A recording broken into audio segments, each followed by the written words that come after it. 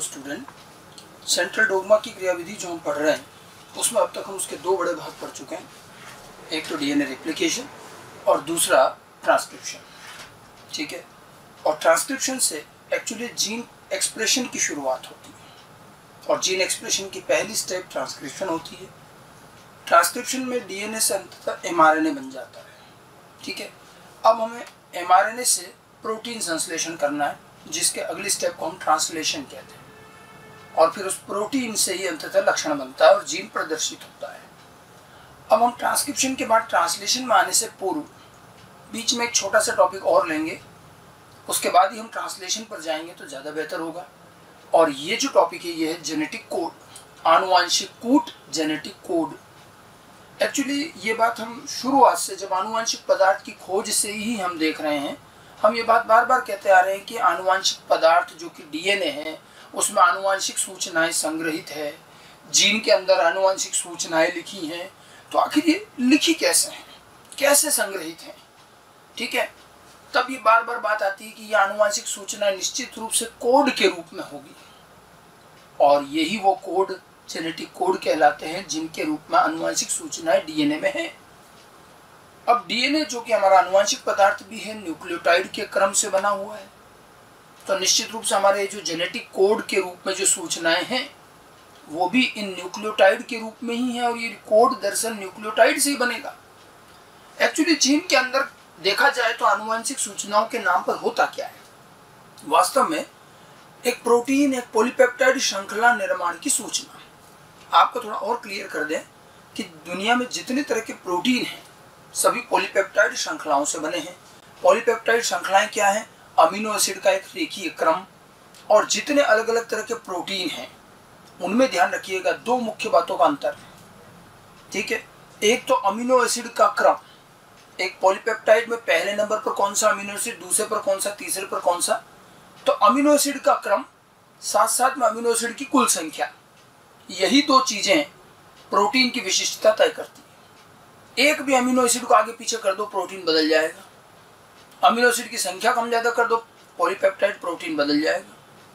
तो प्रकृति में आप देखिए आधारभूत लेवल पर बड़ी समानता है और जितने हजारों तरह के प्रोटीन जीवों में मिलते हैं, एंजाइम मिलते हैं, इन सब में अमीनो एसिड के क्रम पे सारी चीजें होती है। और आप देखेंगे कि वो जो अमीनो एसिड जो प्रोटीन बनाने में काम आ रहे हैं ये कुल मिला के 20 प्रकार के होते हैं और ये 20 प्रकार के अमीनो एसिड को ही आगे पीछे हम क्रमानुसार व्यवस्थित करके अलग अलग तरह के प्रोटीन बनाते हैं। ठीक है, और अब कौन सा अमीनो एसिड किस क्रम में आएगा, पहला कौन सा, दूसरा कौन सा, तीसरा कौन सा, आएंगे उन 20 में से ही, लेकिन किस क्रम में आएंगे यही सूचना हमारे जीन में लिखी हुई है जेनेटिक कोड के रूप में।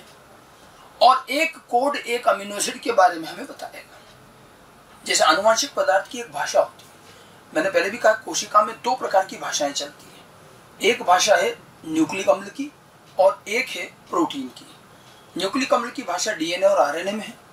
ठीक है, और फिर इन्हीं से भाषा बनती प्रोटीन की। जिस तरह से हर भाषा में कुछ अल्फाबेट होते हैं फिर उनसे कुछ शब्द बनते हैं, ऐसे ही न्यूक्लिक एसिड या यूं कहें आनुवांशिक पदार्थ की भाषा में भी 4 अल्फाबेट हैं, ATGC, जो 4 न्यूक्लियोटाइड है और इन्हीं से ही फिर ये कोड वर्ड बनते हैं जिनको हम जेनेटिक कोड कहते हैं। ठीक है, और ये जो कोड वर्ड है, जो कोड हैं, ये हमें एक कोड एक अमीनो एसिड के बारे में बताएगा। तो जीन में कोड का क्रम है, वही कोड का क्रम एमआरएनए पर आ जाता है और एमआरएनए के कोड के क्रम को पढ़ करके हम ये अंदाजा लगा लेते हैं कि पहला कोड मतलब कौन सा अमीनो एसिड, दूसरा कोड मतलब कौन सा अमीनो एसिड, और इस तरह से हम अमीनो एसिड का क्रम पॉलीपेप्टाइड तैयार करते हैं। और एमआरएनए पर लिखे हुए कोड को प्रोटीन या अमीनो एसिड के क्रम में बदलना, डीएनए की या आरएनए की भाषा को प्रोटीन की भाषा में बदलना, एक भाषा से दूसरे भाषा का ये कार्य अनुवाद कहलाता है। इसको अनुवाद कहते हैं और अंग्रेजी में ट्रांसलेशन कहते हैं। एक लैंग्वेज से दूसरी लैंग्वेज में ट्रांसलेशन किया, इसीलिए तो ट्रांसक्रिप्शन के बाद आरएनए से प्रोटीन निर्माण के काम को नाम ही हमने ट्रांसलेशन दिया है। तो आप ट्रांसलेशन तो तब कर पाओगे ना, आप अंग्रेजी से हिंदी का ट्रांसलेशन करोगे तो कब करोगे? अंग्रेजी के शब्द भी जानते होंगे और अंग्रेजी के उस शब्द का हिंदी में क्या अनुवाद होता है वो भी पता होगा, तभी तो दोनों भाषाओं का ज्ञान होगा, तभी तो ट्रांसलेशन होगा। ठीक है, तो 20 प्रकार के अमीनो एसिड हैं और 4 प्रकार के न्यूक्लियोटाइड हैं। अब इनसे कोड बनेंगे और फिर अमीनो एसिड कैसे कोडित होगा यही हमें जानना है। तो जेनेटिक कोड की उपस्थिति को लेकर काफ़ी समय से ये बात आती रही कि हाँ वास्तव में कोड होने चाहिए, और अगर कोड के रूप में सूचनाएं लिखी हैं तो ये कोड कैसे हैं, कितने न्यूक्लियोटाइड के बने हैं, कितने कोड हैं, कई तरह की बातें आती रही और धीरे धीरे इन पर काम भी हुआ।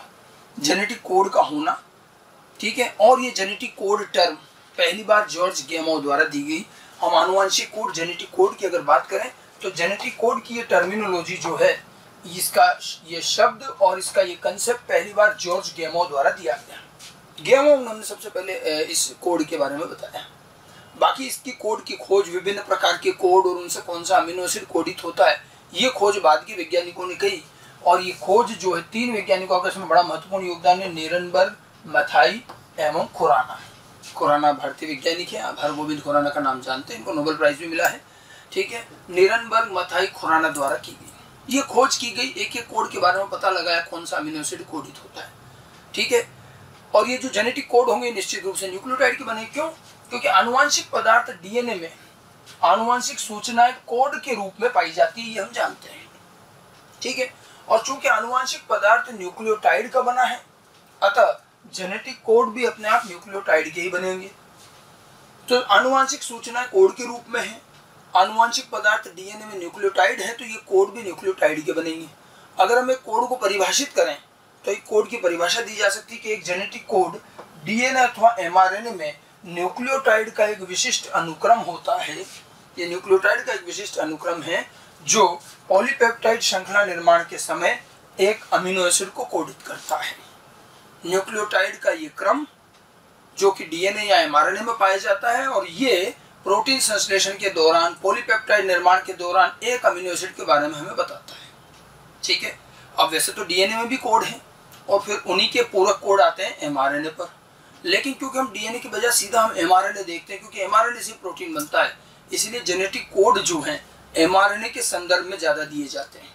बाकी ध्यान रखिएगा, कोड जीन में, डीएनए में भी है और एमआरएनए पर भी है, लेकिन हम ज़्यादातर जो कोड यूज़ करते हैं वो एमआरएनए के करते हैं, क्योंकि हमें ये सीधे एमआरएनए पर पहले नज़र आ रहे हैं और उसी से प्रोटीन बना रहे हैं, ठीक है।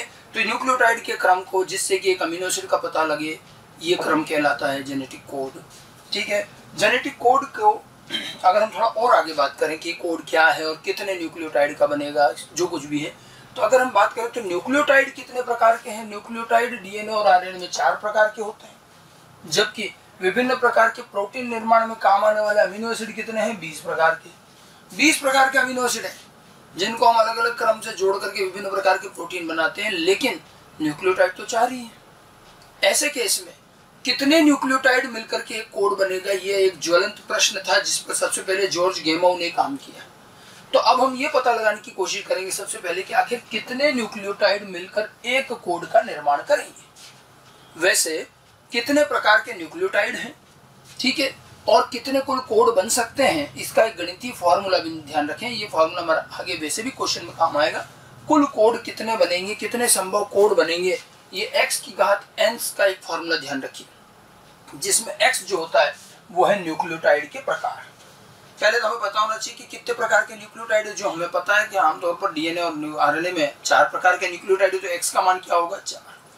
अब एक कोड में हम कितने न्यूक्लियोटाइड रखना चाह रहे हैं, वो मान होगा n। n क्या है? एक कोड में न्यूक्लियोटाइड की संख्या, ठीक है। तो x की घात n से आप ये बता सकते हो कि कितने न्यूक्लियोटाइड का एक कोड बनाना चाह रहे हो और आपके पास कितने प्रकार के न्यूक्लियोटाइड हैं, उससे कुल संभव कितने कोड बनेंगे, ठीक है। x की घात n का ये फॉर्मूला ध्यान रखिएगा। अभी हम अप्लाई भी करके देखते हैं। अब इस शुरुआत से की गई कि भाई हम तो मिनिमम से मिनिमम क्या लें, एक न्यूक्लियोटाइड का एक कोड मान लें, अर्थात एक न्यूक्लियोटाइड का एक कोड का मतलब कोड सिंगलेट है, ठीक है। सबसे पहले यदि कोड सिंगलेट हो तो क्या हो? सिंगलेट का क्या अर्थ है कि एक न्यूक्लियोटाइड एक कोड बने, एक न्यूक्लियोटाइड एक कोड हो जाए। तो कितने प्रकार के न्यूक्लियोटाइड है? 4, ठीक है। तो 4 प्रकार के कोड हो गए, ठीक है। ऐसे में कुल 4 प्रकार के कोड बनेंगे। x का मान तो हो गया 4 और n का मान कितना? एक न्यूक्लियोटाइड का एक कोड, तो n का मान भी 1 और 4 की घात n, 4 की घात 1 का मतलब क्या होगा? 4। अगर हम एक न्यूक्लियोटाइड को ही एक कोड मान लें तो कितने संभव कोड बन पाएंगे? 4 प्रकार के कोड बनेंगे, जो कि 20 अमीनो एसिड को कोडित करने के लिए तो बहुत कम है। तो 20 अमीनो एसिड के लिए तो ये पर्याप्त नहीं होंगे। एक्चुअली क्या है, हमें चाहिए यहाँ विशिष्टता। ऐसा नहीं होना चाहिए कि एक कोड से कई सारे अमीनो एसिड कोडित होते हो। अगर एक एक कोड कई सारे अमीनो एसिड कोड करने लगा तो बड़ी एम्बिग्युइटी रहेगी कि कब वो कौन सा अमीनो एसिड लिया है। इसलिए विशिष्टता तो यही है कि एक कोड से एक ही अमीनो एसिड कोडित होना चाहिए। तो अगर आपके पास 20 अमीनो एसिड है तो कम से कम 20 कोड तो चाहिए, ज्यादा चलेंगे कम नहीं चलेगा। तो 4 से अगर 20 अमीनो एसिड कोड करवाना चाहोगे तो फिर तो एक एक के हिस्से में 5 अमीनो एसिड आ रहे हैं, तो ये तो बहुत ज्यादा कंफ्यूजन रहेगा। इसलिए कोड सिंगलेट जो है ये तो जल्दी खारिज हो गया कि ये तो संभव नहीं है। तो जरा आगे बढ़े, फिर सिंगलेट के बाद डबलेट आता है। तो हमने कहा कि कोड डबलेट हो तो देखो जरा कितने आते हैं। तो 2 न्यूक्लियोटाइड्स का एक कोड अगर हम बनाए तो कुल कितने कोड बनेंगे। अब n का मान, x का मान तो 4, अब n का मान 2 हो गया, ठीक है। तो 4 की घात 2 का मतलब है कुल मिलाकर 16 प्रकार के कोड बनेंगे, लेकिन ये भी 20 अमीनो एसिड के लिए तो पर्याप्त नहीं माने जाएंगे, अभी भी कुछ कम है। इसलिए डबलेट पर भी ज्यादा हमराय बनी नहीं। तब जाकर के जॉर्ज गेमो ने अंततः ये निष्कर्ष निकाला कि भाई कोड ट्रिपलेट होना चाहिए। कोड कैसा? ट्रिपलेट होना चाहिए, 3 न्यूक्लियोटाइड का एक कोड बने। ऐसे में 4 की घात 3 यानी कि कुल 64 प्रकार के कोड बनेंगे, और हमें तो 20 ही अमीनो एसिड कोड करने। तो 20 अमीनो एसिड के लिए 64 कोड अगर उपलब्ध हैं तो ये पर्याप्त है, बल्कि ज्यादा ही है। ज्यादा चलेंगे कम नहीं चल पाएंगे, कम अगर करेंगे तो विशिष्टता खत्म होती जाएगी। और इसीलिए 20 अमीनो एसिड के लिए ये फिर भी पर्याप्त होंगे, बल्कि ये मोर देन सफिशिएंट होंगे, ठीक है। तो इस पूरी थ्योरेटिकल कंसेप्ट में जॉर्ज गेमो ने ये तो अंदाजा लगा लिया कि कोड ट्रिपलेट होना चाहिए, सिंगलेट डबलेट नहीं चलेगा। धीरे धीरे बाद में जब एक्सपेरिमेंटल कई तरह के प्रयोग और प्रमाण आए तो ये सारे प्रमाण ट्रिपलेट कोड के फेवर में ही गए, और बाद में तो खैर प्रयोग द्वारा ये सिद्ध हो गया कि कोड वास्तव में ट्रिपलेट होते हैं। तो ये चीज तो खैर बाद में एक्सपेरिमेंट द्वारा, विभिन्न प्रयोगों द्वारा सिद्ध हो चुका है कि जेनेटिक कोड ट्रिपलेट। अभी मैं भी आगे बताऊंगा आपको कि कैसे। तो जेनेटिक कोड अंततः ट्रिपलेट है। आप ये फॉर्मूला ध्यान रखिएगा, कुल कोड कितने बनेंगे, x की घात n, क्योंकि इस पर प्रश्न आता है। मान लीजिए किसी दूसरे ग्रह पर कोई जीवन है और उनके आनुवांशिक पदार्थ में 6 प्रकार के न्यूक्लिक एसिड, 6 प्रकार के न्यूक्लियोटाइड हैं। अपने यहाँ तो 4 है, वहाँ 6 है मान लो, और वहाँ अगर वो 20 अमीनो एसिड को कोड करना चाहते हैं तो उनके कोड में कितने न्यूक्लियोटाइड रहेंगे, कोड डबलेट सिंगलेट ट्रिपलेट कैसे होने चाहिए। अब वहाँ x का मान 6 हो गया, ठीक है। अगर हम एक का एक कोड बनाते तो 6 की घात 1 यानी कि 6 कोड। अमीनो एसिड कितने कोड कर लें, 20, तो सिंगलेट तो नहीं चलेगा, ठीक है। n का मान 2 ले लो, डबलेट कोड करो तो 6 की घात 2 यानी कि कितना हो गया, 36। 20 अमीनो एसिड के लिए तो 36 चल जाएंगे। तो उस ग्रह पर जो आनुवांशिक पदार्थ है उसका कोड क्या हो जाएगा, डबलेट होना चाहिए। इस तरह के प्रश्न बनते हैं, थोड़े हाइपोथेटिकल क्वेश्चन है कि ऐसा होगा वैसा होगा।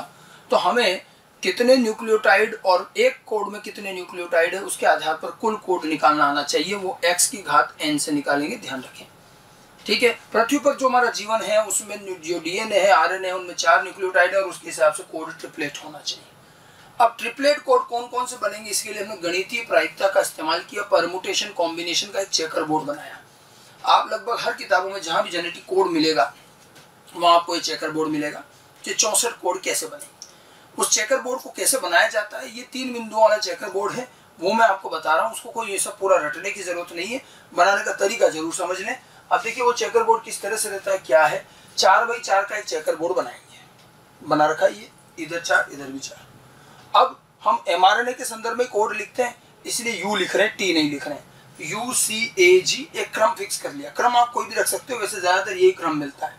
UCAG, इधर भी वही क्रम लिख दिया UCAG। हम कई बार जेनेटिक क्रॉस में इस तरह का चेकर बोर्ड बनाते हैं, वो डबल, ये 2 पॉइंट चेकर बोर्ड, ये 3 वाला है। और इसके इस तरह भी देखो हर बॉक्स में UCAG इस तरह से लिख दिया, ठीक है। अब करना क्या है, कोड बनाने में पहला न्यूक्लियोटाइड इस तरफ से लेंगे, प्रथम न्यूक्लियोटाइड लिख रखा है, दूसरा न्यूक्लियोटाइड ऊपर से लेंगे इनमें से, और तीसरा न्यूक्लियोटाइड इधर से उठाएंगे, और इस तरह से कोड बनेगा। एक एक बॉक्स में 4-4 कोड बनेंगे, और कुल मिलाकर 16 बॉक्स हैं तो कितने, 64 कोड हो जाएंगे। अब जैसे देखिए पहला कोड अगर इस बॉक्स में देखें मैं, तो इस बॉक्स की अगर बात करें तो इसमें U पहला कोड है, तो U आप चाहो तो ये ऐसे लिख लो, पहला कोड, पहला न्यूक्लियोटाइड U। दूसरा जो है यहाँ पर, यहाँ भी U है, ये भी U है, तो इधर भी सेकंड वाला भी क्या आएगा, U, तो ये U ऐसा हो गया। और तीसरा जो है, तीसरा उधर से लेंगे, पहली लाइन में U U U हो जाएगा, फिर क्या है U U C UUA, तो ये हो गए 4 कोड। ठीक है, पहला इधर से लिया, दूसरा इधर से, तीसरा उधर से, बिल्कुल इसी तरह से चलना है। कहीं भी किसी भी बॉक्स में बना लो आपको 4 कोड मिलेंगे हमेशा। ठीक है, फिर देखिए अपन इस वाले का बनाते, तो इधर C है, तो यहाँ पहला न्यूक्लियोटाइड तो चारों में C रहेगा। फिर इधर क्या है, यहाँ भी C है, देखो इधर भी, तो अपन सेकंड वाला भी C ही लिखेंगे, C ऐसे। और चौथा जो होगा, सॉरी तीसरा जो होगा वो इधर से लेंगे, CCU, CCC, CCA, CCG, ऐसे बन गया। किसी भी जगह का बना सकते हैं। और इस तरह से 4 के कुल 16 बॉक्स में 64 कोड बने। ठीक है, और देख लीजिए, एक और ले लेते हैं। सॉरी, पहला जैसे यहाँ से लें तो ये C, इस बार ये C लेंगे, और दूसरा जो है ये U, और तीसरा जो है वो इधर से आएगा CUU, CUC, CUA and CUG, ऐसे। ठीक है, इस तरह से आप देखिए कुल मिलाकर 64 कोड बनेंगे। पहला इधर से लेना, दूसरा उधर से, और तीसरा इधर से। अब कौन से कोड से कौन सा अमीनो एसिड कोडित होगा, आप एनसीईआरटी में भी देखोगे तो इस तरह की एक टेबल बनी हुई है। उसमें हालांकि उन्होंने कोड के साथ ही अमीनो एसिड भी लिख रखे हैं। आपको 64 कोड रटने की जरूरत नहीं है कि कौन से कोड से कौन सा अमीनो एसिड आता है। ऐसी कोई पूरी टेबल याद रखने की जरूरत नहीं है, बनाते कैसे ये आना चाहिए। अब जो इंपॉर्टेंट कोड हैं, कुछ कुछ कोड के अमीनो एसिड हमें ध्यान रखने पड़ेंगे, वो भी आगे उदाहरण में आ जाएंगे, बस उतने याद रखें। पूरे 64 की जरूरत नहीं पड़ती, ऐसे पूछा नहीं जाता। ठीक है, लेकिन किस तरह से 64 कोड बनेंगे वो मैंने आपको तरीका बताया, किस तरह से इस टेबल को यूज करते हैं, चेकर बोर्ड बनाते, इसको चेकर बोर्ड ही कहा जाता है। ठीक है, तो ये तो जेनेटिक कोड की जनरल बातचीत हुई कि जेनेटिक कोड क्या है और ट्रिपलेट ही क्यों होने चाहिए, क्योंकि हमारी कैलकुलेशन के हिसाब से सिंगलेट और डबलेट पर्याप्त नहीं होंगे। ठीक है, अब 2 बातें आती है जेनेटिक कोड की। सबसे पहले तो खोज, कि आखिर जेनेटिक कोड खोजे कैसे गए, किस कोड से कौन सा अमीनो एसिड कोडित होता है ये हमें पता कैसे चला, और उसके बाद जेनेटिक कोड के कुछ गुणधर्म, कुछ प्रॉपर्टीज। पहले खोज की बात करें तो जेनेटिक कोड की खोज को हम कहते हैं डेसिफरिंग। ठीक है, डेसिफरिंग ऑफ जेनेटिक कोड, अर्थात जेनेटिक कोड की खोज। क्या मतलब है इसका, कि प्रत्येक जेनेटिक कोड द्वारा कोडित होने वाले अमीनो एसिड का पता लगाना डेसिफरिंग कहलाता है। अंग्रेजी में जो डेसिफरिंग शब्द है, ठीक है, या खोज का अर्थ क्या है, एक कोड कौन सा अमीनो एसिड कोडित करता है ये पता लगाना ही जेनेटिक कोड की खोज करना है, डेसिफरिंग करना है। ये काम इतना आसान नहीं था और काफ़ी जटिलता के साथ और काफ़ी समय लगा, तब जाकर हम ये आखिर जेनेटिक कोड या यूँ कहें आनुवांशिक पदार्थ की भाषा समझ पाए। बहुत टाइम लगा इसमें, और इसमें 3 वैज्ञानिकों का बड़ा योगदान माना जाता है। यह कार्य ओखोवा, नीरनबर्ग और खुराना द्वारा किया गया। तीनों का अलग अलग योगदान है, बट तीनों का प्रयास रहा, तब जाकर के अंततः हम कोड ढूंढ पाए। तीनों का क्या योगदान रहा बारी बारी से समझेंगे। ओखोवा, नीरनबर्ग और खुराना ने जेनेटिक कोड की पहचान में काफी काम किया। पहले बात करते हैं ओखोवा की। तो इन्होंने क्या किया, इन्होंने एक एंजाइम की खोज की वास्तव में, इसे ओखोवा एंजाइम भी बोलते हैं, और वो है पॉलीन्यूक्लियोटाइड फास्फोराइलेज। पॉलीन्यूक्लियोटाइड फास्फोराइलेज एंजाइम की खोज की गई, सेवेरो ओखोवा, और इस एंजाइम को ओखोवा एंजाइम भी बोला जाता है। इस एंजाइम की क्या खास बात है, यह एंजाइम बिना किसी टेम्पलेट सूत्र के राइबोन्यूक्लियोटाइड का बहुलकीकरण करता है। मतलब कोई टेम्पलेट नहीं चाहिए। जबकि आप देखिए पॉलीमरेज एंजाइम जब आरएनए या डीएनए बनाता है, डीएनए पॉलीमरेज, आरएनए पॉलीमरेज, तो उसे एक पुराना सूत्र चाहिए जिसको हम टेम्पलेट कहते हैं, उसके सामने बनाता है नया। ये एंजाइम पॉलीन्यूक्लियोटाइड फास्फोराइलेज राइबोन्यूक्लियोटाइड का बहुलकीकरण करता है, और जब राइबोन्यूक्लियोटाइड का बहुलकीकरण करेगा तो क्या बनेगा, आरएनए। अर्थात जो काम आरएनए पॉलीमरेज करता है वो ये कर रहा है। लेकिन आरएनए पॉलीमरेज किसी टेम्पलेट सूत्र के सामने आरएनए बनाता है, और मुख्य रूप से वो डीएनए का टेम्पलेट होता है, और डीएनए के सामने आरएनए बनता है, ट्रांसक्रिप्शन जिसको हम कहते हैं। तो आरएनए पॉलीमरेज को तो टेम्पलेट चाहिए, इस एंजाइम पॉलीन्यूक्लियोटाइड फास्फोराइलेज को कोई टेम्पलेट नहीं चाहिए, और ये बिना किसी टेम्पलेट के डायरेक्ट न्यूक्लियोटाइड जोड़ता है, और राइबोन्यूक्लियोटाइड जोड़ के आरएनए बनाता है। इस एंजाइम के मिलने के बाद हमारा एक काम बड़ा आसान हो गया कि अब हम चाहे जैसा आरएनए कृत्रिम रूप से बना सकते हैं। इस एंजाइम का उपयोग क्या होगा, इससे ज्ञात अनुक्रम वाला कृत्रिम आरएनए बना सकते हैं। ज्ञात अनुक्रम मतलब हमें पता है कि कौन सा अनुक्रम, हम कृत्रिम आरएनए बनाएंगे इससे, और अनुक्रम क्या रखना वो हम तय करेंगे। तो इसमें क्या है, हम मानव निर्मित आरएनए बनाएंगे और उसका अनुक्रम भी हम ही तय करेंगे, और ऐसी ज्ञात श्रृंखलाओं वाला जो आरएनए होगा यही हम प्रोटीन संश्लेषण में उपयोग करके जेनेटिक कोड का पता लगाएंगे। ठीक है, तो ओकोवा का रोल क्या है? ओकोवा ने तो एक एंजाइम दिया हमें, ओकोवा एंजाइम, पॉलीन्यूक्लियोटाइड फास्फोराइलेज, जो कि राइबोन्यूक्लियोटाइड का बहुलकीकरण करके आरएनए बनाता है, लेकिन बिना टेम्पलेट के। इसका उपयोग हम कृत्रिम आरएनए बनाने में करेंगे। उसके बाद बात करते हैं नीरेनबर्ग की। नीरेनबर्ग ने देखो क्या काम किया। नीरेनबर्ग ने दो काम किए। सबसे पहले तो उन्होंने एक बड़ा इंपॉर्टेंट काम जो किया कि कोशिकाओं में होने वाला प्रोटीन संश्लेषण, जो कि आरआरएनए, एमआरएनए, टीआरएनए, राइबोसोम, इनकी मदद से होता है। प्रोटीन संश्लेषण का काम जो कि अब तक माना जाता था कि सिर्फ कोशिका द्रव्य में ही संभव है, इन्होंने परख नली में कृत्रिम परिस्थितियों में प्रोटीन संश्लेषण करके दिखा दिया। टेस्ट ट्यूब में, इन विट्रो पात्र स्थितियों में प्रोटीन संश्लेषण इन्होंने ऐसी विधि बताई जिससे कि टेस्ट ट्यूब के अंदर भी राइबोसोम, एमआरएनए, टीआरएनए और अमीनो एसिड की मदद से प्रोटीन बनाया जा सकता है। तो सबसे पहले तो इन्होंने क्या किया, कृत्रिम परिस्थितियों में प्रोटीन संश्लेषण, जिसको बोलते हैं इन विट्रो प्रोटीन सिंथेसिस की विधि की खोज की। ठीक है, अब ये विधि मिलने के बाद देखिए ओकोवा के एंजाइम से हम कृत्रिम आरएनए बना सकते हैं। अब नीरेनबर्ग के इस कार्य के बाद में परख नली में कृत्रिम परिस्थितियों में प्रोटीन संश्लेषण भी कर सकते हैं। तो हम ओकोवा के एंजाइम से आरएनए बना लेंगे, उसका क्रम हमें ध्यान होगा। अब उस आरएनए का परख नली में प्रोटीन संश्लेषण करके देखेंगे कि कौन सा प्रोटीन बना और प्रोटीन में अमीनो एसिड कौन सा आया। उससे हमें मालूम चल जाएगा कि आरएनए में कौन सा न्यूक्लियोटाइड था और अमीनो एसिड कौन सा आया, मतलब हर कोड का हम अमीनो एसिड ढूंढ सकते हैं। तो इन्होंने इन विट्रो परिस्थितियों में प्रोटीन संश्लेषण की विधि खोजी। इसके बाद इन्होंने क्या किया, न्यूक्लियोटाइड के होमोपोलीमर बनाए, कृत्रिम आरएनए बनाए। अब कितने प्रकार के न्यूक्लियोटाइड है? 4। आरएनए के न्यूक्लियोटाइड की बात करो, AUGC। तो इन्होंने चारों न्यूक्लियोटाइड के होमोपोलीमर, होमोपोलीमर किसको कहते हैं? ऐसा बहुलक जिसमें एक ही इकाई बार बार पाई जाए, पुनरावृत्ति। जैसे एडेनिन, ए, तो ए मतलब एक ऐसा आरएनए बनाया, राइबोन्यूक्लियोटाइड आरएनए बनेगा। एक ऐसा आरएनए बनाया जिसमें केवल एडेनिन, एक आरएनए ऐसा बनाया जिसमें केवल ग्वानिन, किसी में साइटोसिन, यूरेसिल। एक एक न्यूक्लियोटाइड का ही बहुलक, होमोपोलीमर। तो ये कृत्रिम आरएनए हुए और फिर इनका प्रोटीन संश्लेषण कराया।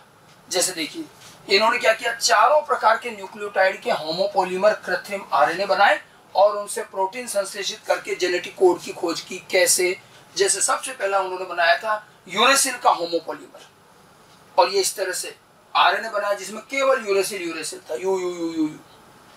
तो इस आरएनए का क्या नाम हुआ? पॉलीयूरिडाइलिक एसिड। भाई यूरेडिन है, यूरेसिल है, इसको यूरिडाइलिक एसिड कहते हैं। न्यूक्लियोटाइड का तो ये नाम है, और कई सारे हैं तो पॉलीयूरिडाइलिक एसिड। अब इसका इन विट्रो प्रोटीन संश्लेषण कराया तो उन्होंने देखा कि इस आरएनए से जो पॉलीपेप्टाइड श्रृंखला बनी उसमें केवल एक ही प्रकार का अमीनो एसिड था और उसी की एक क्रम थी, और वो अमीनो एसिड था फिनाइलएलेनिन। तो जो पॉलीपेप्टाइड बना उसमें केवल फिनाइलएलेनिन का क्रम था, एक अमीनो एसिड का ही पॉलीपेप्टाइड। इसे कहा गया पॉलीफिनाइलएलेनिन, अर्थात पॉलीयूरिडाइलिक एसिड का प्रोटीन संश्लेषण करने पर पॉलीयूरिडाइलिक एसिड बना। और साथ में ये देखा कि जितने न्यूक्लियोटाइड थे, अब क्योंकि कृत्रिम बना रहे तो हमें संख्या भी पता होगी, तो एक उस आरएनए में जितने यूरेसिल थे और अमीनो एसिड जितना आए वो उससे 1/3 आए। मतलब उनका जो पहला ही आरएनए था वो 90 न्यूक्लियोटाइड का था, 90 न्यूक्लियोटाइड का आरएनए था। लेकिन जब उन्होंने पॉलीपेप्टाइड बनाया तो उसमें केवल 30 फिनाइलएलेनिन आए। 90 यूरेसिल थे, 30 फिनाइलएलेनिन आए, तो 1/3 आए। तो इसका क्या मतलब हुआ कि 3 न्यूक्लियोटाइड मिलकर के एक कोड बना है। तो ये यहाँ पर ये भी साबित हुआ कि कोड ट्रिपलेट है। और अब ये पता चल रहा है कि यू जो है ये एक कोड है, और इससे कौन सा अमीनो एसिड आ रहा है? फिनाइलएलेनिन, क्योंकि इससे बनने हुई पॉलीपेप्टाइड में केवल फिनाइलएलेनिन ही आए। तो पहला कोड पता चला यू, जिससे कि फिनाइलएलेनिन आया। ये पहला कोड था जो खोजा गया था, यूरेसिल का। यू से फिनाइलएलेनिन, एक कोड पता चला। ऐसे ही उन्होंने 4 न्यूक्लियोटाइड थे तो 4 प्रकार के होमोपोलीमर अधिकतम बन सकते हैं, चारों बनाए। सेकंड में उन्होंने बनाया साइटोसिन का होमोपोलीमर। ठीक है, इस आरएनए में केवल सी साइटोसिन था, इसको नाम दिया गया पॉलीसाइटिडाइलिक एसिड। इसका भी प्रोटीन संश्लेषण किया तो जो पॉलीपेप्टाइड बना वो केवल प्रोलीन वाला था, एक ही अमीनो एसिड प्रोलीन आ रहा है, पॉलीप्रोलीन। इससे क्या पता चल रहा है? वही है कि जितने न्यूक्लियोटाइड थे उससे 1/3 आए हर बार, मतलब कोड तो ट्रिपलेट ही है। और CCC जो एक कोड है, इससे पता चल रहा है कि ये किसके लिए कोड कर रहा है, प्रोलीन के लिए। तो इस तरह से नीरेनबर्ग ने इन विट्रो प्रोटीन संश्लेषण की विधि विकसित की और उसके बाद होमोपॉलीमर बना करके कुछ कोड भी खोजे। और उन्होंने होमोपॉलीमर बनाए तो 4 ही संभव थे, 2 तो ये दिख रहे हैं, यूरेसिल का और साइटोसिन का, 2 और बनाए गए। फिर अगला जो बनाया उन्होंने, नेक्स्ट जो बना वो था एडेनिन का होमोपॉलीमर, ठीक है, ए जिसको कहा गया poly adenylic acid. Poly adenylic acid, adenine के लंबे से चेन, ये आरएनए बना। फिर इसका भी प्रोटीन संश्लेषण किया तो इसका जो अमीनो एसिड का पॉलीपेप्टाइड में अमीनो एसिड का क्रम आया, उसमें लाइसिन लाइसिन लाइसिन लाइसिन ही था, पॉलीलाइसिन। इसका मतलब ए कोड जो है वो लाइसिन कोड कर रहा है। तो यू फिनाइल एलेनिन कोड कर रहा है, CCC प्रोलीन कोड कर रहा है, ए लाइसिन कोड कर रहा है। वैसे भी ये होमोपॉलीमर वाले 4 कोड तो याद रखना, ये पूछे जाते हैं, मेज द कॉलम में भी आ जाते हैं। अब चौथा कौन सा बचा, जी ग्वानिन का होमोपॉलीमर। ऐसे जी पॉलीग्वानाइलिक एसिड ये बना लिया। इसका जब इन विट्रो प्रोटीन संश्लेषण किया तो बड़ी आश्चर्यजनक बात ये हुई कि इसमें कोई पॉलीपेप्टाइड बना ही नहीं। कई प्रयास करने के बाद भी ग्वानिन का जो आरएनए है उससे कभी पॉलीपेप्टाइड प्रोटीन ही नहीं बनता, इसमें कोई पॉलीपेप्टाइड श्रृंखला नहीं बनी। फिर उन्होंने आगे जाकर अध्ययन भी किया कि ऐसा क्या हुआ। एक्चुअली ये प्रॉब्लम ग्वानिन की संरचना की, कि जब ग्वानिन का एक क्रम आरएनए बनाते हैं तो ग्वानिन की संरचना कुछ ऐसी है कि ग्वानिन का ये जो आरएनए ये खुद पर ही मुड़ जाता है और एक त्रिस्तरीय संरचना बना देता है। ये आरएनए खुद पर ही फोल्ड होकर त्रिस्तरीय संरचना बना देता है। इस तरह से मुड़ जाता है, ये यूं लेकर के यूं लेकर के यूं लेकर, ऐसे एक त्रिस्तरीय संरचना बना देता है, जिस वजह से इसका प्रोटीन संश्लेषण परख नली में नहीं हो पाता और इसका कभी पॉलीपेप्टाइड नहीं बन पाया। तो इन्होंने 3 कोड पता कर लिए, चौथा वो नहीं मालूम कर पाए कि जी कोड, इसमें कौन सा कोड होगा, जी, इससे कौन सा अमीनो एसिड आएगा, वो नीरेनबर्ग नहीं बता पाए। फिर बाद में दूसरी कई विधियां अब तो आ चुकी हैं, बाद में अन्य विधियों द्वारा ये पता लगाया गया कि जी जो है वो ग्लाइसिन को कोड करता है। ये बाद में मालूम चला है दूसरी विधियों से, इसमें नहीं पता चला, ठीक है। तो नीरेनबर्ग ने 3 कोड खोजे थे, चौथा वो नहीं बता पाए। उन्होंने यू CCC ए बताया और जी में उनका प्रोटीन संश्लेषण नहीं हुआ क्योंकि ये आरएनए मुड़ जाता है। खैर बाद में पता चला, इसलिए हमें ध्यान तो रखना ही है कि जी किसके लिए होता है, ग्लाइसिन के लिए। तो एक तो ये 4 कोड होमोपॉलीमर है, इसलिए ध्यान रखने, ठीक है। यू फिनाइल एलेनिन के लिए, CCC प्रोलीन के लिए, ए लाइसिन के लिए और जी ग्लाइसिन के लिए, ठीक है। इस तरह से होमोपॉलीमर बना करके कुछ कोड की खोज शुरू हुई। तो नीरेनबर्ग का ये काम था कृत्रिम प्रोटीन संश्लेषण की विधि विकसित करना और होमोपॉलीमर द्वारा कुछ कोड पता करना। इसके बाद आते हैं हरगोविंद खुराना। अब हरगोविंद खुराना ने एक स्टेप आगे बढ़ करके होमोपॉलीमर के साथ साथ कोपॉलीमर भी बनाए। हरगोविंद खुराना का काम क्या है, इन्होंने भी न्यूक्लियोटाइड के होमोपॉलीमर तो इन्होंने भी बनाए और ये तो वही होंगे जो नीरेनबर्ग ने बनाए, लेकिन उन्होंने एक नया काम किया कि होमोपॉलीमर के साथ कोपॉलीमर भी बनाया और फिर उनसे प्रोटीन संश्लेषण करा करके और भी कुछ नए कोड पता किए। होमोपॉलीमर कोपॉलीमर का अंतर समझ लीजिए। होमोपॉलीमर क्या होता है, एक ही इकाई का बहुलक, जैसे यू था तो यू, ए है तो ए, ये होमोपॉलीमर है। लेकिन अगर हम पहले 2 इकाइयां जोड़ करके एक इकाई बना ले, फिर उस इकाई का बहुलकीकरण करें, 2 आधारभूत इकाइयों को जोड़कर एक बड़ी इकाई बनाएं, फिर उसका बहुलकीकरण करें, तो वो कोपॉलीमर है। तो इन्होंने क्या किया, एक न्यूक्लियोटाइड का तो बन ही गया, तो 4 होमोपॉलीमर ही बनेंगे। अब इन्होंने क्या किया, 2 न्यूक्लियोटाइड को जोड़ करके एक डाई न्यूक्लियोटाइड बनाया। अब उस डाई न्यूक्लियोटाइड का बहुलकीकरण करा तो उसको कहा गया कोपॉलीमर। और जब उन्होंने ऐसा किया तो एक साथ 2 कोड पता चलेंगे। एक उदाहरण देखिए, ये देखिए, जी और यू का एक डाई न्यूक्लियोटाइड, जी और यू का उन्होंने कोपॉलीमर बनाया, मतलब जी यू जोड़ दिया। ये देखो जी यू ये कोपॉलीमर बना और इसका इन विट्रो प्रोटीन संश्लेषण किया, ठीक है। जब इसका इन विट्रो प्रोटीन संश्लेषण किया तो उन्हें जो पॉलीपेप्टाइड श्रृंखला मिली उसमें आप देखिए 2 अमीनो एसिड थे और वो एकांतर क्रम में जमे थे कि वैलिन सिस्टीन, इस तरह से। अभी तक तो एक ही अमीनो एसिड वाला आ रहा था क्योंकि उसमें कोड भी तो एक ही था। जब उन्होंने 2 का कोपॉलीमर बनाया तो उनका अमीनो एसिड भी 2 मिले, वो भी एकांतर क्रम में। इससे उनको एक साथ 2 कोड पता चला। देखिए 2 कोड कैसे बन रहे, देखो एक तो बना जी, फिर पास वाला यू, फिर जी, फिर यू। और इससे ये पता चल रहा है कि भाई GUG जो है ये वैलिन अमीनो एसिड कोड करेगा और UGU जो है ये सिस्टीन अमीनो एसिड कोड करेगा, इस तरह से। ठीक है, GUG valine, UGU cysteine. Homopolymer की बजाय होमोपॉलीमर से तो एक बार में एक ही कोड पता चलता है। हरगोविंद खुराना के कोपॉलीमर में एक साथ दो अमीनो एसिड दो कोड पता चले, तो 2 कोड की खोज हुई। ऐसे उन्होंने बहुत सारे कोपॉलीमर बनाए और उन आरएनए का फिर प्रोटीन संश्लेषण किया गया और उन प्रोटीन संश्लेषण से दो कोड का एक साथ पता चला। और ये काफी लंबा कार्य होता है, काफी टाइम लगा, तब जाकर के 64 अमीनो एसिड का एक करके इसी तरह से पता चला। तो ये जेनेटिक कोड कैसे खोजे गए उसका एक तरीका मैंने आपको बताया संक्षिप्त में। ओकोवा का क्या काम है, एनसीईआरटी ने इनको एक दो लाइन में लिख रखा है। ओकोवा ने एंजाइम जो खोजा उसके बारे में ध्यान रखना है। नीरनबर्ग का क्या काम है और हरगोविंद खुराना का क्या काम है, होमोपॉलीमर कैसे बने और कोपॉलीमर क्या होते हैं, ये चीजें भी ध्यान रखना। और इससे कैसे जेनेटिक कोड की खोज हुई ये बता रहना चाहिए। तो जेनेटिक कोड का आधारभूत इंट्रोडक्शन और उसके बाद में जेनेटिक कोड की खोज। इसके बाद में जो अगला भाग आता है वो है जेनेटिक कोड की प्रॉपर्टीज। जब जेनेटिक कोड का विस्तृत अध्ययन किया गया तो हमें उसके कई यूनिक प्रॉपर्टीज मिली, एक एक करके अब हम उनको डिस्कस करेंगे। जेनेटिक कोड की खोज के बाद में जेनेटिक कोड का जब आगे अध्ययन किया गया तो हमें जेनेटिक कोड में अलग अलग कई तरह की विशिष्ट प्रॉपर्टीज दिखाई दी।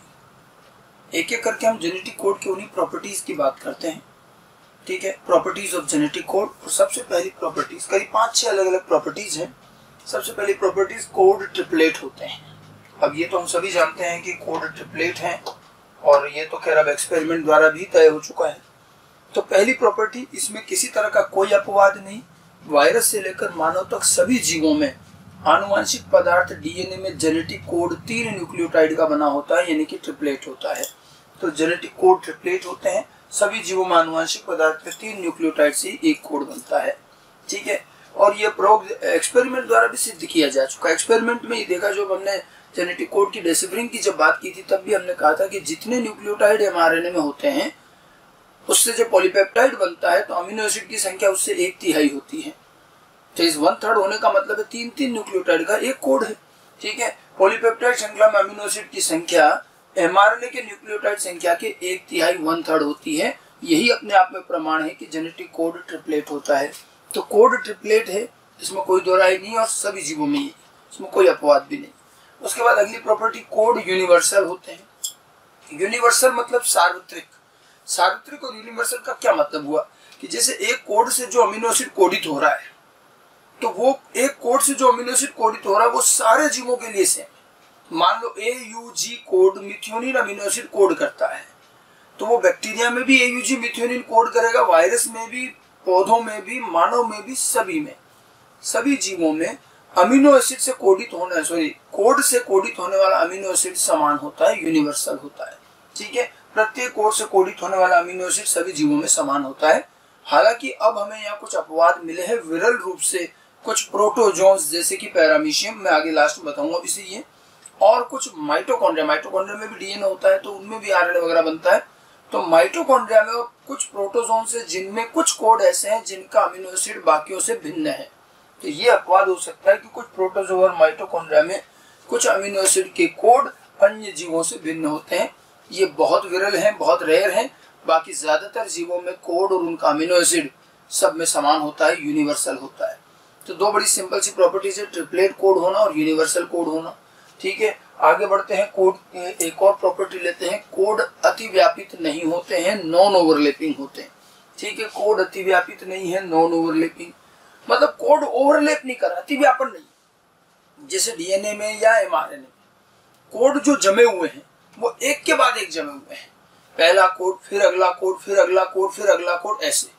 यहाँ पर 2 कोड एक दूसरे पर अतिव्यापित नहीं हो रहे हैं, एक के बाद एक व्यवस्थित होते हैं। दूसरे शब्दों में कहें तो एक न्यूक्लियोटाइड किसी एक कोड का ही सदस्य होगा, एक ही न्यूक्लियोटाइड 2 कोड का सदस्य नहीं हो सकता। ठीक है, तो ये चीज कहना चाह रहे हैं कि डीएनए और एमआरएनए में कोड एक के बाद एक व्यवस्थित होते हैं एवं ये एक दूसरे पर अतिव्यापन प्रदर्शित नहीं करते हैं। दूसरे शब्दों में कहें तो एक न्यूक्लियोटाइड हमेशा एक ही कोड का मेंबर रहेगा, ठीक है, कोड अतिव्यापित नहीं होते।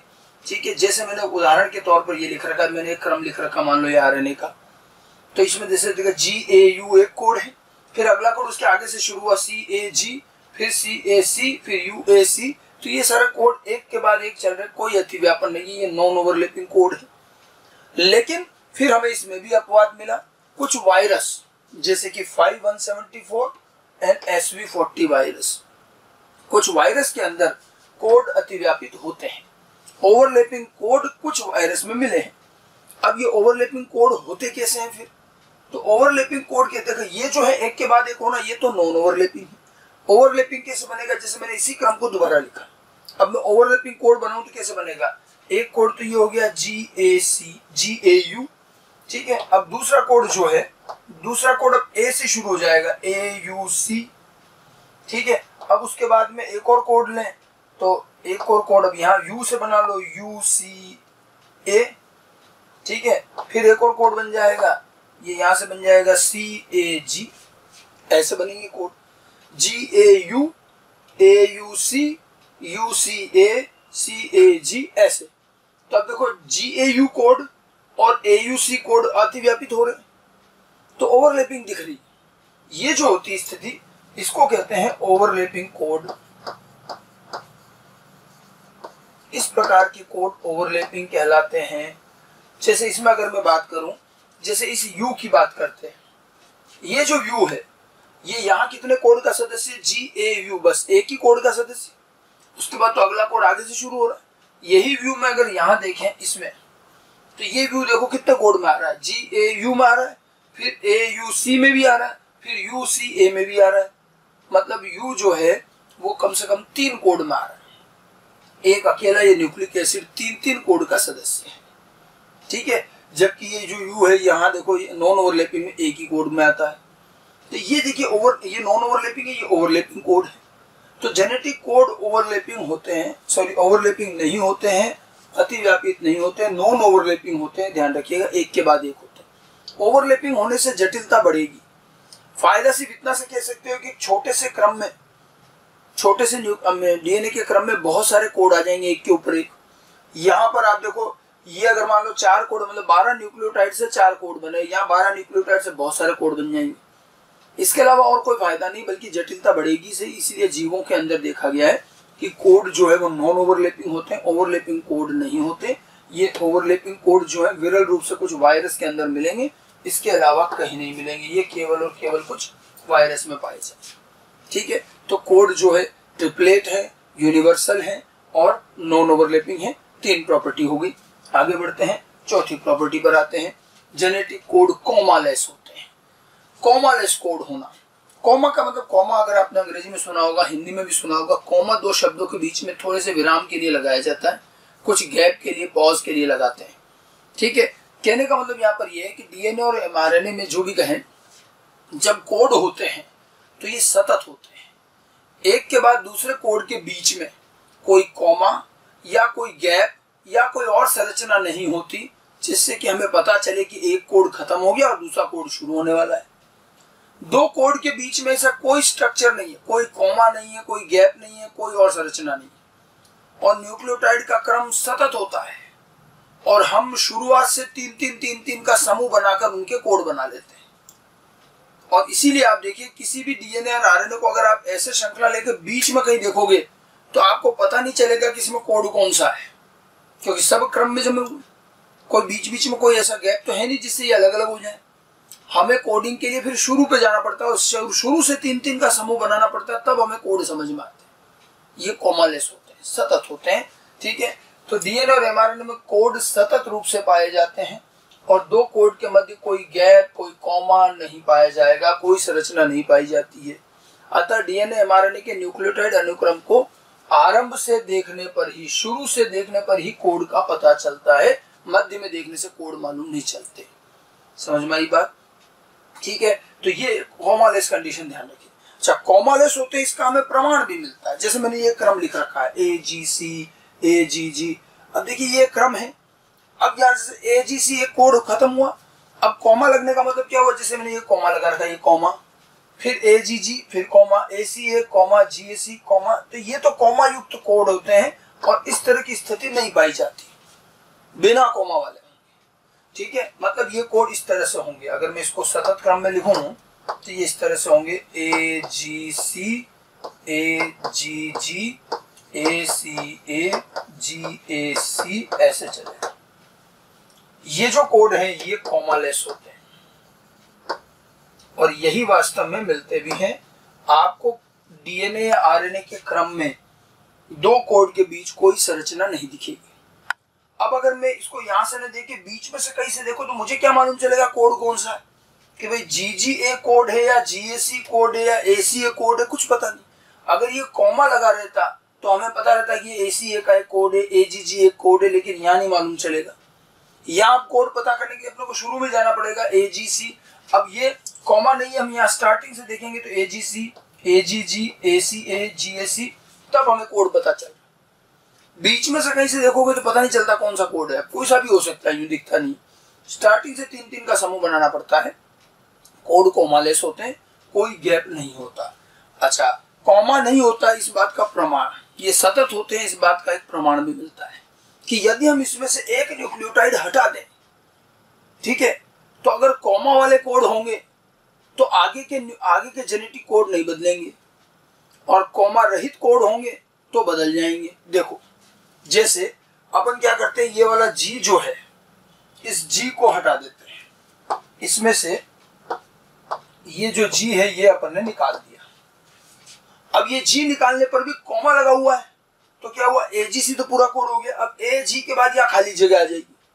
अगला कोड AC है, क्योंकि बीच में कॉमा है तो ये कोड ही बीच में खाली दिखेगा। फिर उसके बाद वापस ACA, GAC, जो जैसे कोड है वैसे ही। एक न्यूक्लियोटाइड को हटा देने पर आगे के कोड परिवर्तित नहीं होंगे, ठीक है, क्योंकि बीच में हर कोड के बीच में कॉमा लगा हुआ है, कोई एक संरचना है जिसकी वजह से ये अलग दिख रहे हैं। लेकिन अगर हमने ये G इसमें से हटाया होता तो इसमें से हटाने के बाद आप देखिए कि हम अगर इसको वापस दोबारा लिखें तो AGC, AG, ये G हट गया, फिर ACA, GAC, ऐसे। अब एक न्यूक्लियोटाइड निकाल दिया, ठीक है। तो ये जो चीज है, अब आप देखो इसके अंदर अगर मैं कोड बनाऊं तो AGC, AGA, ठीक है, यहाँ क्या था AGG, अब यहाँ आ गया AGA, फिर ये ACA था, यहाँ CAG।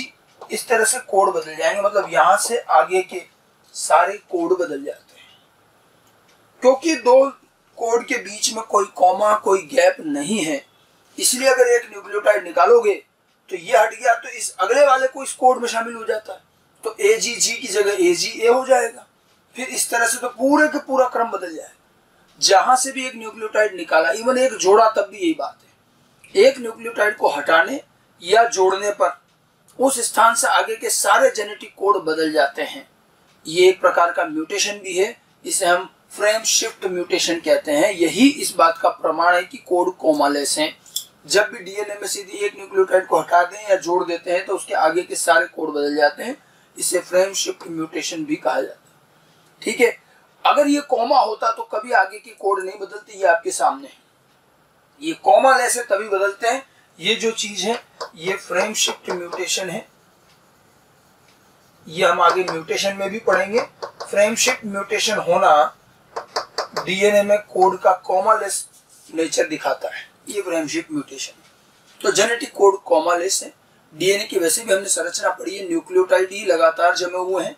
कोई दो न्यूक्लियोटाइड या दो कोड के बीच में कोई अन्य संरचना नहीं होती, कोई कॉमा जैसी संरचना नहीं है, ठीक है। तो कोड कॉमालेस होते हैं, अच्छे से ध्यान रखिएगा।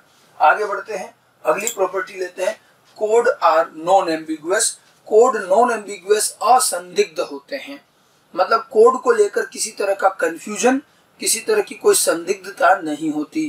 कोड क्या कर रहे हैं, अमीनो एसिड कोडित कर रहे हैं। तो ये कोड का जो अपना काम है वो अपने काम में बहुत विशिष्ट है, किसी तरह का कोई संदिग्ध काम नहीं है। मतलब एक कोड एक पर्टिकुलर अमीनो एसिड को कोड कर रहा है तो बस उसी को कोड करेगा। ऐसा नहीं है कि एक कोड कभी इस अमीनो एसिड को कोड कर रहा है, कभी उस अमीनो एसिड को कोड कर रहा है, जी नहीं। ये बहुत स्पष्ट होते हैं और एक कोड से जो अमीनो एसिड कोडित होता है हमेशा वही होगा, वो बदलता नहीं है। इसी को हम असंदिग्धता कहते हैं। प्रत्येक कोड हमेशा एक ही प्रकार के अमीनो एसिड को कोडित करता है, इसमें कोई बदलाव नहीं होता।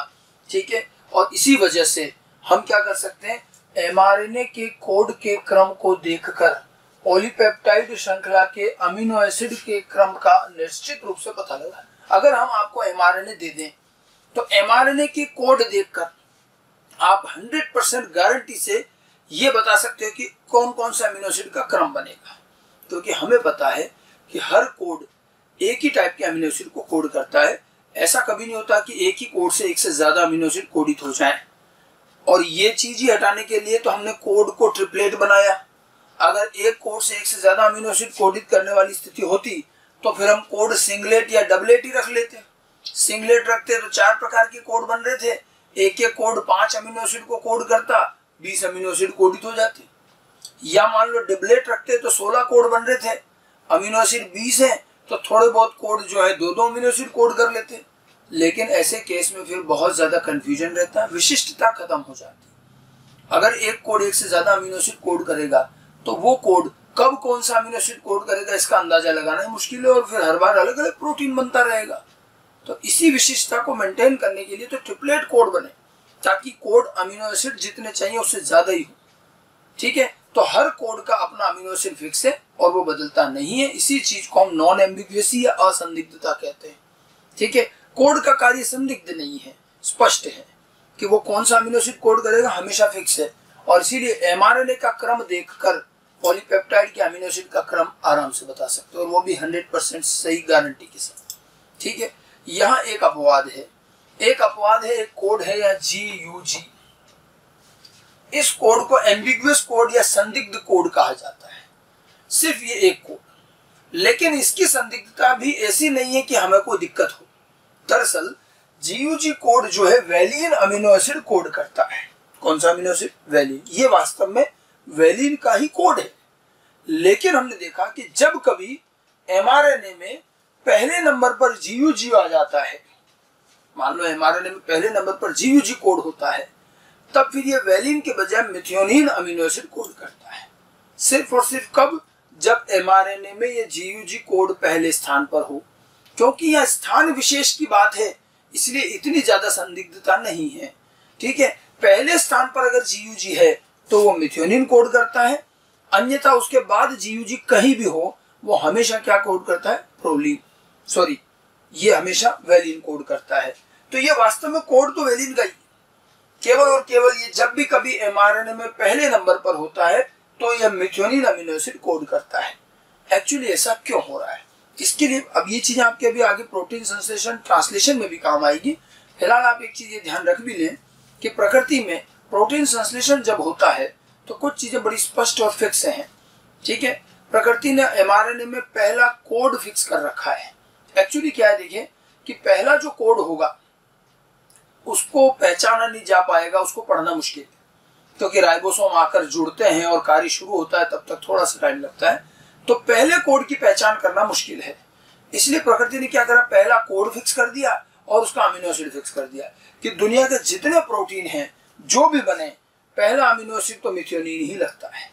कोई भी पॉलीपेप्टाइड बने किसी भी प्रोटीन का, फर्स्ट अमीनो एसिड मेथियोनिन ही होता है, और मेथियोनिन का एक ही कोड है AUG।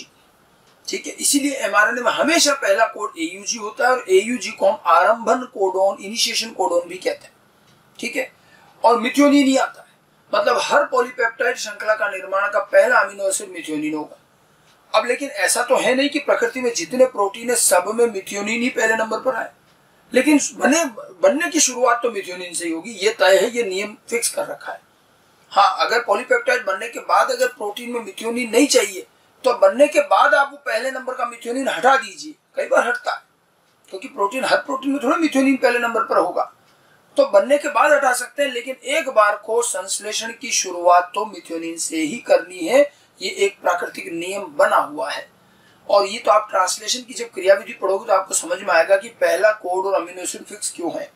अब पहला अमीनो एसिड मेथियोनिन फिक्स है तो पहला कोड भी फिक्स हो गया AUG, और AUG से मेथियोनिन ही आएगा। ठीक है, 99.99% में तो AUG ही पहले नंबर पर होता है और मेथियोनिन ही आता है। लेकिन देखा गया कुछ प्रोकैरियोट में AUG की जगह पर GUG होता है। AUG कोड के स्थान पर इनिशिएशन कोडोन में GUG होता है। अब अगर GUG भी हो जाए तो नियम तो साफ है कि पहला तो मिथ्योनिन ही आना है। तो अगर GUG भी हो गया ना तो GUG अपना अमीनो एसिड नहीं कोड करेगा, यानी कि वैलिन कोड नहीं करेगा, और वो पहले नंबर पर होने की वजह से GUG को भी क्या कोड करना पड़ेगा, मिथ्योनिन। तो ये स्पष्ट नियम है कि पहला अमीनो एसिड तो मिथ्योनिन ही लगाना है, ठीक है। और इसलिए मिथ्योनिन का कोड ही पहले नंबर पर होता है। कभी कभार अगर AUG की जगह GUG पहले नंबर पर आ जाता है तो भी फिर GUG को भी मिथ्योनिन ही कोड करना पड़ता है। इसीलिए ये एक संदिग्धता यहाँ रहती है, लेकिन क्योंकि ये स्थान विशेष पर है पहले नंबर पर, इसलिए इससे जटिलता नहीं आएगी। बड़ा सिंपल है, पहले नंबर पर है अगर कोई तो मिथ्योनिन ही आएगा। पहले नंबर पर AUG ही होता है, कभी कभार GUG होगा, लेकिन कोड मिथ्योनिन ही आएगा, अमीनो एसिड मिथ्योनिन ही आएगा। अब ये GUG उसके बाद mRNA में वो कहीं भी आ जाए, दूसरे नंबर से लेकर कहीं भी आए, हमेशा वैलिन ही कोड करता है। तो इतना ज्यादा असंदिग्ध नहीं है, इसीलिए ये काम चल जाता है, हमें इससे ज्यादा दिक्कत नहीं आएगी, ठीक है। बट एक कोड GUG एम्बिगुअस होता है, ये ध्यान रखना। ओके, तो ये हमारी 5 प्रॉपर्टी हो गई अब तक। आगे लेते हैं, एक और आखिरी प्रॉपर्टी पर बात करते हैं, डीजेनरेसी, अपहासन। कोड अपहासित होते हैं या कोड डीजेनरेसी अपहासन प्रदर्शित करते हैं। अपहासन क्या है? देखा जाए तो ये अपहासन कई बार हमें नॉन एम्बिगुएसी का उल्टा लगता है। क्या कहा था नॉन एम्बिगुएसी में? कि एक कोड एक ही प्रकार के अमीनो एसिड को कोडित करेगा, समझ गए, ये विशिष्टता रहती है। लेकिन क्योंकि हमें पता है कि कुल कोड कितने बने 64, अमीनो एसिड कितने कोडित करने 20, तो अगर मैं ये कह दूं कि एक अमीनो एसिड का एक कोड है, वहां तक तो ठीक है। लेकिन अगर मैं इसका उल्टा कह दूं कि एक कोड भी एक ही अमीनो एसिड को, एक कोड एक अमीनो एसिड को कोड करेगा, यहाँ तक तो ठीक है। लेकिन अगर हम उल्टा कर लें कि एक अमीनो एसिड हमेशा एक ही कोड से कोडित होगा, तो फिर तो खाली 20 कोड ही काम आए, बाकी कहाँ जाएंगे? यहाँ तो 3 गुना से भी ज्यादा कोड है, 64 कोड है। तो हम ये तो कहें कि एक कोड हमेशा एक ही अमीनो एसिड कोडित करेगा, लेकिन इस बात की गारंटी नहीं है कि उस अमीनो एसिड को कोई और कोड नहीं कर रहा होगा। इसी को डीजेनरेसी कहते हैं, ठीक है। यानी कि एक अमीनो एसिड एक से अधिक प्रकार के कोड से कोडित हो सकता है, इसी को अपहासन कहते हैं। क्योंकि 20 अमीनो एसिड के लिए कुल 64 प्रकार के कोड उपलब्ध हैं, तो फिर इनको बांटेंगे कैसे? अगर हम ये कह दें कि एक अमीनो एसिड के लिए एक ही कोड होगा, ठीक है, तो 20 कोड ही चलेंगे, बाकी का क्या काम? हाँ, ये जरूर कहेंगे कि एक कोड हमेशा एक ही अमीनो एसिड को कोड करेगा, वो है असंदिग्ध, नॉन एम्बिगुअस, वो जरूरी है। क्योंकि कोड अगर अलग अलग अमीनो एसिड कोड करने लगा तो बड़ी गड़बड़ हो जाएगी। लेकिन एक अमीनो एसिड के एक से ज्यादा कोड हो सकते हैं, ठीक है, ये बात ध्यान रखनी है। अतः पॉलीपेप्टाइड श्रृंखला में आप देखिए, mRNA में कोड की श्रृंखला देखकर पॉलीपेप्टाइड के अमीनो एसिड की श्रृंखला बता सकते हैं गारंटी से? बिल्कुल बता सकते हैं, क्योंकि हर कोड का एक अमीनो एसिड ही होता। लेकिन मैं उल्टा बोलूं कि मैंने तो आपको पॉलीपेप्टाइड के अमीनो एसिड की श्रृंखला दी है, पॉलीपेप्टाइड के अमीनो एसिड की श्रृंखला को देखकर क्या उसके mRNA के कोड की श्रृंखला बता सकते हो? ठीक है, कि मान लीजिए कहीं ट्रिप्टोफैन लिखा है या कहीं मान लो आर्जिनिन लिखा है, तो आर्जिनिन देख के बता सकते हो कौन से कोड से बना होगा? आर्जिनिन के 6 कोड होते हैं। तो आप पॉलीपेप्टाइड के अमीनो एसिड का क्रम देखकर उसके mRNA का क्रम नहीं बता पाएंगे, लेकिन mRNA का क्रम देखकर पॉलीपेप्टाइड के अमीनो एसिड का क्रम आराम से बता सकते हैं, क्योंकि कोड नॉन एम्बिगुअस होते हैं। लेकिन डीजेनरेसी भी होती है, और पॉलीपेप्टाइड में अमीनो एसिड का क्रम देखकर उसके mRNA के जेनेटिक कोड का क्रम निश्चित रूप से पता लगाना संभव नहीं है, समझ गए? ठीक है, 20 अमीनो एसिड 64 कोड है, इसलिए एक एक अमीनो एसिड के एक से ज्यादा कोड। अब आप देखिए, 20 अमीनो एसिड में से केवल 2 अमीनो एसिड ऐसे हैं जिनके एक एक कोड है, बाकी 18 अमीनो एसिड ऐसे हैं जिनके एक से ज्यादा कोड है। ठीक है, कि 20 अमीनो एसिड में केवल 2 अमीनो एसिड ऐसे हैं जिनका एक एक कोड है, और ये भी कौन कौन से? मिथ्योनिन और ट्रिप्टोफैन। मिथ्योनिन का एक कोड है AUG और ट्रिप्टोफैन का एक कोड है UGG। ये 2 अमीनो एसिड है जिनका एक एक कोड ही। ठीक है, अब आप कहोगे अभी तो आपने मिथ्योनिन GUG बोला था। अरे भाई, GUG मिथ्योनिन का कोड नहीं है, स्पष्ट कर लें। वो तो बेचारा पहले नंबर पर आ गया तो उसे मजबूरी में मिथ्योनिन कोड करना पड़ रहा है, अदरवाइज GUG तो किसका कोड है? वैलिन का। ठीक है, मेथियोनिन का तो एक ही कोड है AUG, और ट्रिप्टोफैन का भी एक ही कोड है UGG। बाकी 18 अमीनो एसिड है जिनके 2 से लेकर 6 तक कोड हो सकते हैं, एक से ज्यादा है। अन्य सभी 18 अमीनो एसिड के एक से अधिक कोड है, ये संख्या 2 से 6 तक हो सकती है। मतलब 6 कोड भी हैं एक एक अमीनो एसिड के। और 3 अमीनो एसिड ऐसे हैं जिनके 6 कोड हैं। ये 3 अमीनो एसिड ल्यूसीन, सीरीन और आर्जिनिन। ल्यूसीन, सीरीन, आर्जिनिन के 6 कोड है सर्वाधिक, ठीक है।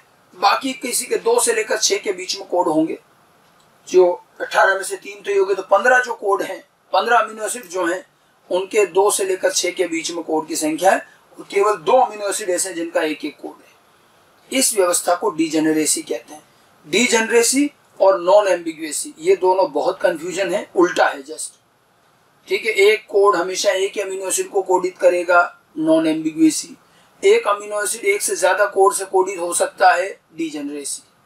इसीलिए इसमें क्वेश्चन भी खूब बनते हैं और ये बार बार कंफ्यूज करते हैं स्टूडेंट, ठीक है। तो इसको थोड़ा अच्छी तरह से ध्यान रखें, नॉन एम्बिग्युएसी और डीजेनरेसी क्या है।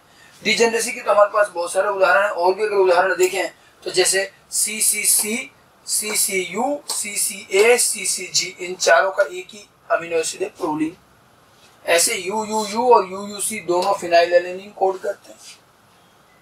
प्रोलीन, अब देखो प्रोलीन कितने कैसे कोड हो रहा है, 4 कोड से, फिनाइलएलेनिन 2 कोड से, ये सब डीजेनरेसी। लेकिन अगर हम इन दोनों चीज को देखें, मैं अगर ये कहूं कि CCC कोड हमेशा प्रोलीन ही कोड करता है, किसी दूसरे अमीनो एसिड को कोड नहीं करता, तो ये कौन सी प्रॉपर्टी हुई, नॉन एम्बिग्युएसी, कि CCC हमेशा प्रोलीन ही कोड करता है, वो दूसरा कुछ नहीं करेगा, तो ये तो नॉन एम्बिग्युएसी। लेकिन मैं कहूं कि प्रोलीन अमीनो एसिड 4 कोड द्वारा कोडित हो सकता है, तो कोड का तो बेचारे का एक ही अमीनो एसिड है, लेकिन उस अमीनो एसिड के कई कोड है, तो प्रोलीन 4 से कोडित हो सकता है, ये है डीजेनरेसी। इसको यूं समझिएगा ढंग से, इसमें कंफ्यूज नहीं होना है, समझ गए। अब एक और चीज देखिए, हमने जब गौर किया कि जो एक से ज्यादा कोड जो है एक ही अमीनो एसिड को कोड कर रहे हैं, उनमें ज्यादातर स्थितियों में ये देखा गया है कि ये कोड, ये सारे कोड जो एक ही अमीनो एसिड को कोड करते हैं, ये अपने प्रथम 2 स्थानों में तो एक जैसे होते हैं, केवल तीसरे बेस पे ही भिन्न होते हैं, जैसे CCU, CCA, CCG। अब CC पहले 2 स्थान तो फिक्स है, बस तीसरे स्थान पर ही अंतर है, UUU, UUC, ठीक है। मतलब ज्यादातर कह रहा हूं, सभी नहीं, ज्यादातर स्थितियों में वे सारे कोड जो एक ही अमीनो एसिड को कोडित करते हैं, वो केवल अपने तीसरे स्थान, तीसरे बेस में भिन्न होते हैं, प्रथम 2 स्थान पर उनका अक्षर समूह सेम होता है, समझ गए। ये एक और खास बात नोट करने में आई, इससे एक ये भी चीज पता चली कि तीसरा बेस इतना ज्यादा विशिष्ट नहीं है। जेनेटिक कोड की विशिष्टता उसके पहले 2 बेस, पहले 2 स्थानों से तय होती है। तीसरे में अगर अंतर है भी सही तो वो इग्नोर कर सकते हैं, और उसी तीसरे बेस को जो ज्यादा महत्वपूर्ण नहीं है उसे वोबल बेस नाम दिया गया, ठीक है, जो ज्यादा इंपॉर्टेंट नहीं है, ठीक है। ज्यादातर स्थितियों में वे सारे कोड जो समान अमीनो एसिड कोड करते हैं, ये केवल 3rd बेस पर ही भिन्न होते हैं, ठीक है, केवल 3rd बेस पर भिन्न होते हैं, प्रथम 2 बेस समान होता है, और इस 3rd बेस को वोबल बेस कहते हैं, इसे वोबली बेस या वोबल बेस कहा जाता है, ठीक है। वोबल का मतलब ये है कि जो महत्वपूर्ण नहीं हो, जो नहीं भी होगा या बदल भी जाएगा तो फर्क नहीं पड़ रहा, ठीक है, इसको वोबलिंग कहते हैं। तो जेनेटिक कोड की विशिष्टता अपने पहले 2 स्थान से तय होती है, तीसरे स्थान पर अगर बदलाव है भी सही तो भी वो एक ही अमीनो एसिड कोड कर सकते हैं, और ज्यादातर में यही चीज दिखती है, ज्यादातर में, सभी की बात नहीं कर रहा हूं, ठीक है। तो 2 अमीनो एसिड को छोड़कर 18 अमीनो एसिड ऐसे हैं जिनके एक से ज्यादा कोड हैं, ठीक है, और ये प्रॉपर्टी डीजेनरेसी कहलाती है। तो इस तरह से हमने जेनेटिक कोड की आपको 6 प्रॉपर्टीज बताई कुल मिलाकर के। कोड यूनिवर्सल है, कोड ट्रिपलेट है, कोड नॉन ओवरलैपिंग है, कोड कॉमालेस है, कोड नॉन एम्बिगुअस है, और कोड डीजेनरेसी दर्शाते हैं। 6 प्रॉपर्टीज, और अच्छी तरह से ध्यान रखना, बहुत बार पूछा जाता है, कोड में कोई उदाहरण नहीं पूछते ज्यादा, ये प्रॉपर्टीज वगैरह ज्यादा पूछते हैं। कोड की खोज कैसे हुई, नीरनबर्ग, ओकोवा और खुराना का काम पता होना चाहिए, और उनकी प्रॉपर्टीज। इसके बाद कोड के बारे में, जेनेटिक कोड के बारे में 1-2 विशिष्ट चीजें और हैं, वो भी जरा हम क्लियर कर लें। एक तो initiation codon, termination codon. Code में ये 2 तरह के कोड बिल्कुल फिक्स होते हैं। इनिशिएशन की अभी मैंने बात की थी, इनिशिएशन कोडोन, टर्मिनेशन कोडोन, आरंभन कोडोन, समापन कोडोन। एक्चुअली कार्य का आरंभ करना और समापन करने की कोड निश्चित कर रखे हैं हमने, ठीक है। इनिशिएशन आरंभन कोडोन एमआरएनए के 5वें सिरे पर हमेशा पहले नंबर पर पाया जाएगा, ठीक है। तो एमआरएनए के 5th एंड पर ये पहले स्थान पर होता है। एमआरएनए का पहला कोड इनिशिएशन कोडोन है, और क्योंकि हमने पहला अमीनो एसिड फिक्स कर रखा मिथ्योनिन, तो मिथ्योनिन का ही कोड जो है फर्स्ट कोड रहता है और वही इनिशिएशन कोडोन है, ठीक है। यह पॉलीपेप्टाइड श्रृंखला निर्माण का आरंभ इसी से होता है, ये आरंभ करने में मदद करता है।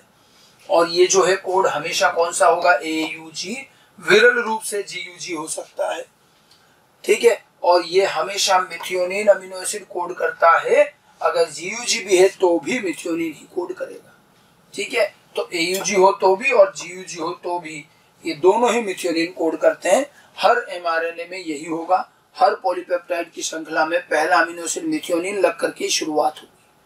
भले पॉलीपेप्टाइड बनने के बाद मिथ्योनिन हटा देंगे, लेकिन शुरू तो इसी से करना है, समझ गए। ये तो इनिशिएशन कोडोन कहलाते हैं, एक ही माना जाता है AUG, GUG तो रेयरली है। फिर है टर्मिनेशन कोडोन, समापन कोडोन। इन टर्मिनेशन कोडोन को ध्यान रखना, स्टॉप कोडोन या नॉनसेंस कोडोन भी कहते हैं, क्योंकि ये काम को रोक देते हैं, खत्म करते हैं, ठीक है। ये mRNA पर हमेशा 3rd एंड पर अंतिम स्थान पर होता है। टर्मिनेशन कोडोन 5th एंड के पहले स्थान पर इनिशिएशन कोडोन और 3rd एंड के अंतिम स्थान पर टर्मिनेशन कोडोन, और 5 से 3 दिशा में ही प्रोटीन का निर्माण भी होगा, ठीक है। ये पॉलीपेप्टाइड चेन श्रृंखला का समापन करते हैं। ये टर्मिनेशन कोडोन क्या करते हैं, पॉलीपेप्टाइड श्रृंखला के निर्माण का समापन करते हैं, एंड करते हैं। और ये खुद, ये जो टर्मिनेशन कोडोन है, स्वयं कोई अमीनो एसिड कोडित नहीं करते, ये खुद कोई अमीनो एसिड कोड नहीं करता है। देखो अमीनो जो जेनेटिक कोड होते हैं ये तो mRNA में है, इनको पहचानता कौन है, जब अमीनो एसिड आएंगे तो tRNA लेकर आता है, tRNA अमीनो एसिड लाने का काम करता है, अभी और बताएंगे ट्रांसलेशन में आगे।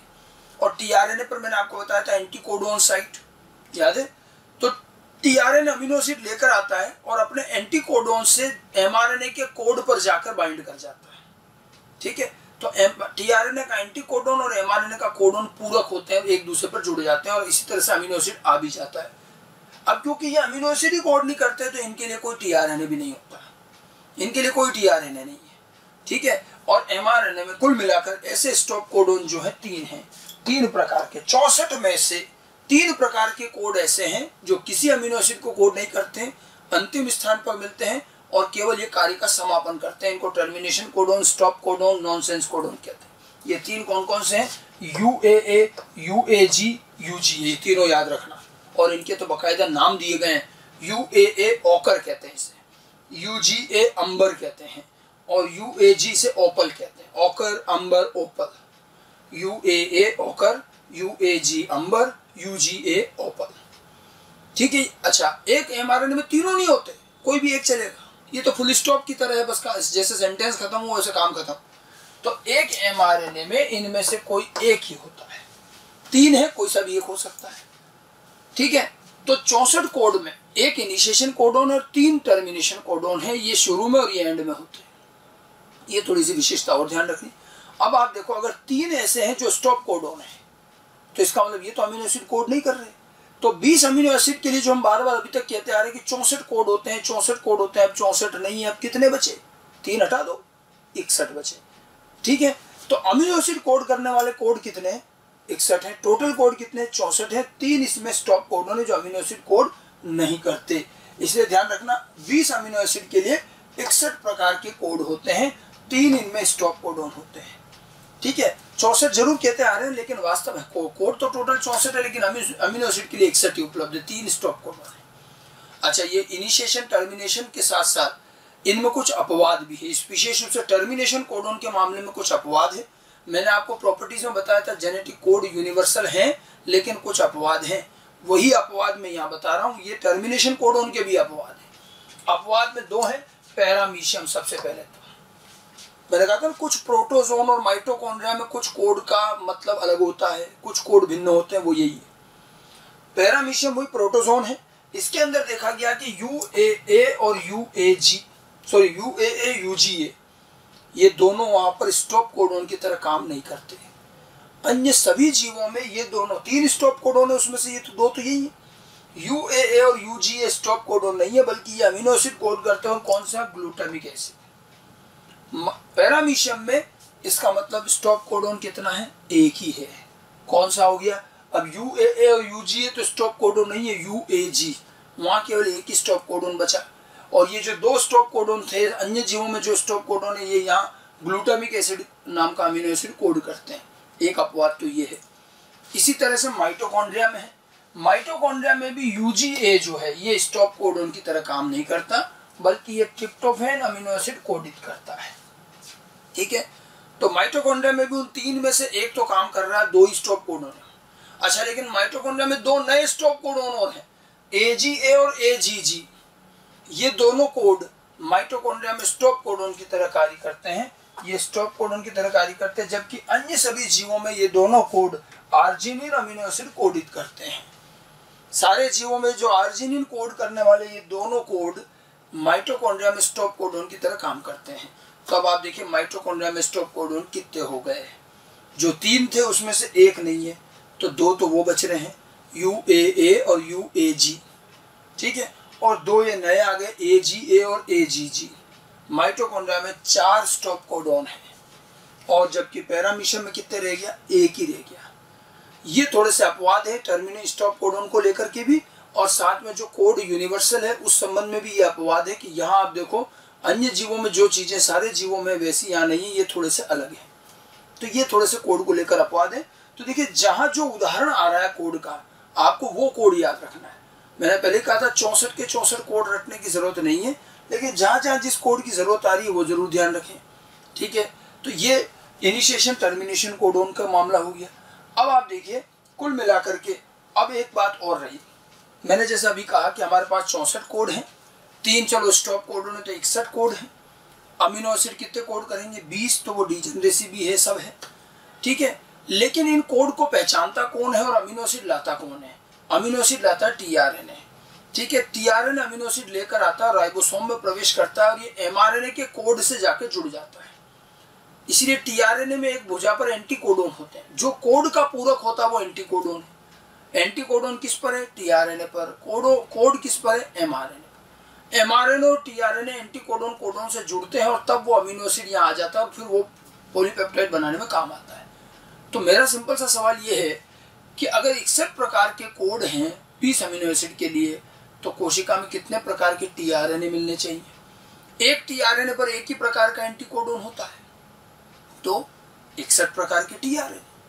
हर कोड का एक tRNA होना चाहिए और वही tRNA आकर के उस कोड पर जुड़ेगा, अमीनो एसिड लेकर आएगा। तो इसका मतलब सेल में कम से कम 61 टाइप के tRNA होने चाहिए।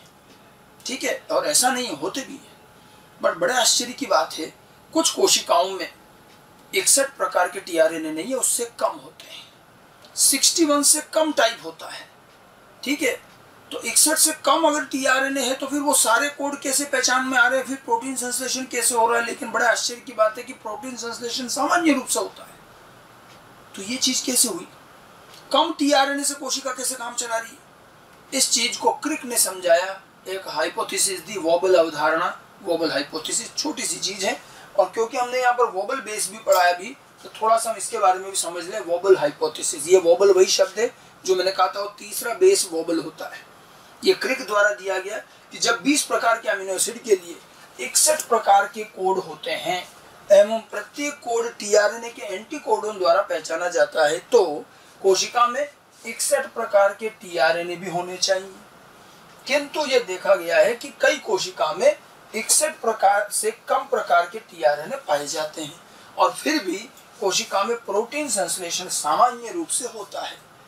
तो ये कम संख्या जो tRNA की है, इस स्थिति को क्रिक ने वोबल अवधारणा के द्वारा समझाया। अब क्रिक का कहना यह था कि वे सारे कोड, क्योंकि कोड में डिजेनरेसी होती है, तो क्रिक का ये कहना था कि वे सारे कोड जो एक ही अमीनो एसिड को कोड करते हैं, समान अमीनो एसिड को कोड करते हैं और अपने प्रथम 2 स्थानों पर भी समान होते हैं, वो केवल तीसरे स्थान पर भिन्न होते हैं, उनमें वोबल बेस होता है, वे सारे कोड एक ही tRNA द्वारा पहचाने जा सकते हैं। इनके लिए अलग अलग tRNA की आवश्यकता नहीं है, और ऐसे में सेल कम tRNA से भी काम चला लेगी, और इसी कंसेप्ट को वोबल अवधारणा कहते हैं। ठीक है, तो वोबल हाइपोथेसिस इस तरह से बताई गई। इनमें साफ साफ कहा गया वोबल अवधारणा के अनुसार वे कोड जो केवल थर्ड बेस पर भिन्न होते हैं एवं समान अमीनो एसिड कोडित करते हैं, उन्हें एक ही प्रकार के टीआरएनए से पहचाना जा सकता है। तो इन सारे कोड को जो डिजेनरेसी दर्शा रहे, इन कोड के लिए आपको अलग अलग टीआरएनए की जरूरत नहीं है। ये कोड वैसे भी पहले 2 स्थान पर तो सेम है, तीसरे में तो भिन्न है। तो जब टीआरएनए इस पर आकर लगेगा तो पहले 2 स्थान से तो पेयरिंग कर ही लेगा, तीसरे बेस से पेयरिंग नहीं होगी तो कोई बात नहीं, तीनों की पेयरिंग ना होकर 2 पेयरिंग हो जाएगी तब भी वो खड़ा रह जाता है। ठीक है, इसका फायदा ये हुआ कि अब सेल को 61 प्रकार के टीआरएनए से कम रखेंगे तो भी काम चल जाए। ठीक है, कम टीआरएनए से भी काम चल जाता है। ऐसे में टीआरएनए के एंटीकोडोन व एमआरएनए के कोड में प्रथम 2 बेस में पेयरिंग हो जाएगी, थर्ड बेस में पेयरिंग नहीं होगी। और तो भी वो टीआरएनए कुछ ही देर के लिए खड़ा होना होता है तो उतनी देर वो रह जाता है। ठीक है, इस लचीलेपन की वजह से अब सेल कम टीआरएनए से भी काम चला लेगी। ठीक है, एक उदाहरण से इसको समझाया हमने कि UUU और UUC ये 2 कोड है और दोनों फिनाइल एलेनिन कोड करते हैं। अभी थोड़ी देर पहले भी बताया था वही है। और इन दोनों को एक ही टीआरएनए से पहचाना जाता है, दोनों को AAG एंटीकोडोन वाले एक ही टीआरएनए से पहचाना जा सकता है। एंटीकोडोन तो कोड का पूरक होता है, टीआरएनए पर एंटीकोडोन है AAG। ये मान लो टीआरएनए, देखो इसको, अब यह फिनाइल एलेनिन लगा हुआ इस पे, टीआरएनए की कुछ ऐसी संरचना होती और ये एंटीकोडोन है इसके पास AAG, और ये एमआरएनए है। ये मैंने बनाया एमआरएनए के क्रम है, मैंने केवल एक ही कोड बताया। ठीक है, UUC, ये देखो इन दोनों में से हमने ले लिया UUC। अब UUC कोड पर ये जब टीआरएनए आकर के जुड़ेगा तो AAG और UUC में तो तीनों स्थान पर पेयरिंग हो जाएगी, तो पूरा ही पूरा के U के सामने A, U के सामने A, C के सामने G। तो ये टीआरएनए UUC कोड से तो अच्छे से पूरा जुड़ जाएगा तीनों स्थान से, लेकिन जब ये UUU से बाइंड करने जाएगा तो आप देखो जब ये UUU से लगा तो क्या हुआ, AU ये तो जुड़ गए, अब G और U के बीच में पेयरिंग नहीं होती तो इस स्थान पर हाइड्रोजन बंध नहीं बनेगा और ये टीआरएनए केवल 2 स्थान से ही पेयरिंग करके खड़ा हो जाएगा। यहाँ 3 से हो रहा है, यहाँ 2 से हो रहा है और इस तीसरे स्थान पर पेयरिंग नहीं हुई। ठीक है, ये चीज कर लेने से फायदा क्या हुआ कि अब आपको इन दोनों कोड के लिए एक ही टीआरएनए रखना है, नहीं तो अदरवाइज 2 टीआरएनए रखने पड़ते। तो कम टीआरएनए से भी काम चलाया जा सकता है अगर हम ये बात थोड़ी सी एक्सेप्ट कर लें। तो ये ध्यान रखना कि वॉबलिंग जो होती है वो थर्ड बेस पर होती है, तीसरा बेस ही वॉबल बेस है। तीसरे बेस की भिन्नता और तीसरे बेस से पेयरिंग ना करके हम ये चीज कर सकते हैं कि कम टीआरएनए से काम चला लें और इसी को वॉबल हाइपोथेसिस कहते हैं। तो सेल में कभी कभी अगर 61 से कम प्रकार के टीआरएनए है तो वो इस तरह से काम चल रहा है, समझ गए। तो ये एक वॉबल हाइपोथेसिस और अलग से ध्यान रखिएगा। अच्छा, कोड में एक जो ये छोटी सी चीज मैंने डायग्राम में दिखा भी रखी है, आप लोग भी ध्यान रखना। जेनेटिक कोड की दिशा जो एमआरएनए की दिशा होती है उसी तरह चलती है। ये जेनेटिक कोड हमेशा 5 से 3 दिशा में चल रहे हैं। कोड हमेशा जो हम लिखते हैं UUU, ये किस दिशा में लिखे जा रहे हैं, दिशा अपने आप 5 से 3 ही है, क्योंकि एमआरएनए की तो 5 से 3, इसकी भी 5 से 3 दिशा है। ठीक है, अब क्योंकि कोड 5 से 3 ही रहता है तो एंटीकोडोन उल्टा करना पड़ेगा 3 से 5। एंटी पैरेलल रखोगे तभी तो एक दूसरे के सामने आएंगे। इसलिए जब मैं AAG लिख रहा हूं तो ये मैंने किस दिशा में लिखा है, ये 3 से 5 लिखा है और UUU 5 से 3 है। तो जब आपके सामने कोड के ऊपर टीआरएनए बनाया जाए तो कोड तो 5 से 3 होगा तो ये 3 से 5 रहेगा, इधर तीसरा और इधर 5वां सीधा। ये प्रति समानांतर है, एंटी पैरेलल है। क्योंकि आपको इस तरह के ऑब्जेक्टिव क्वेश्चन आएंगे, कोड दिखा रखा है उसके ऊपर टीआरएनए बना रखा है। ठीक है, अब प्रश्न में आपको ये एंड देखने पड़ेंगे 5 3 3 5 सही है कि नहीं। एंटीकोडोन कभी 5 से 3 नहीं करना, एंटीकोडोन 3 से 5 होगा। ठीक है, अब आपसे पूछा जाए कोड का कौन सा बेस वोबल होता है, तो कोड का तो कौन सा बेस वोबल है, तीसरा। हम संख्या किधर से दे रहे, 5 से 3। 5 से 3 में पहला नंबर, दूसरा नंबर, तीसरा नंबर, तो तीसरे नंबर वाला कोड जो है ये वोबल है। अब पूछा जाए एंटीकोडोन का कौन सा बेस वोबल है, तो 5 से, दिशा फिक्स रखनी है, 5 से 3 में हमने नंबरिंग की है तो इधर भी 5 से 3 में नंबरिंग होगी, तो पहला, दूसरा, तीसरा। तो एंटीकोडोन का पहला बेस और कोडोन का तीसरा बेस ये पेयरिंग नहीं कर पाते हैं, तो पेयरिंग नहीं होती और यहाँ वोबलिंग होती है। ठीक है, जेनेटिक कोड का तो तीसरा बेस, तो एंटीकोडोन का पहला करना पड़ेगा, ये प्रति समानांतर होते, ये 5 से 3 नंबरिंग करेंगे तो ये यूं नंबरिंग होगी। क्योंकि ये 3 से 5 लिखे गए। तो ये थोड़ा सा इनके लिखने के तरीके को ध्यान रखना है, ठीक है। तो ये हमारा एक पूरा पार्ट था जेनेटिक कोड का। जेनेटिक कोड क्या होते हैं, कैसे खोजे गए, कोड ट्रिपलेट कैसे हुए, ये बताया गया। उसके बाद कोड में डीजेनरेसी की हमने बात करी, कोड की खोज कैसे हुई, ओकोवा, निरनबर्ग, खुराना के कार्य। फिर उसके बाद कोड की 6 प्रॉपर्टीज़ बताई आपको, और 6 प्रॉपर्टीज़ के बाद इनिशिएशन कोडोन, टर्मिनेशन कोडोन, और फिर लास्ट में सेल में जो टीआरएनए की संख्या कई बार कम मिलती है तो ये कैसे काम चलता है, और वोबल हाइपोथेसिस के माध्यम से हमने इसको समझा। ये पूरा जेनेटिक कोड का पार्ट था। ट्रांसक्रिप्शन और ट्रांसलेशन के बीच में हमने इसको पढ़ा है। एनसीईआरटी में भी थोड़ा सा पार्ट इसका 1.5 पेज में दे रखा है, वहाँ भी आराम से पढ़ सकते हैं। ये प्रॉपर्टीज़ वहाँ भी लिखी है, वही टेबल बनी हुई है, वहाँ से भी देख सकते हैं, ठीक है। तो ये हमारा जेनेटिक कोड पता होने के बाद ही हम ट्रांसलेशन के कार्य पर आगे बढ़ पाते हैं, ठीक है।